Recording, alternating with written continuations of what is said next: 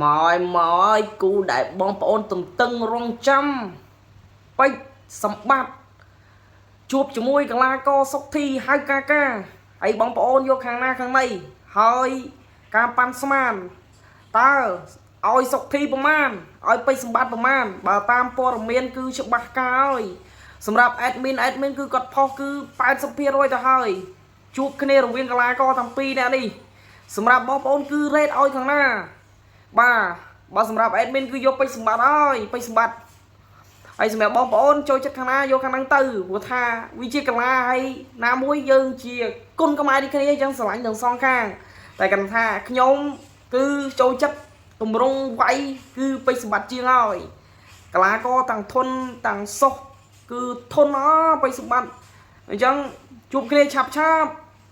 កីឡាករមានចាញ់មានឈ្នះគ្រប់គ្រងទាំងសងខាងសុកធីក៏ស្រឡាញ់ពេជ្រសម្បត្តិក៏ស្រឡាញ់អញ្ចឹងសម្រាប់ admin គឺ admin យកពេជ្រសម្បត្តិហើយសៀមួយសម្រាប់អ្នកស្រឡាញ់លើវិស័យកីឡាប្រដាល់គុណខ្មែរ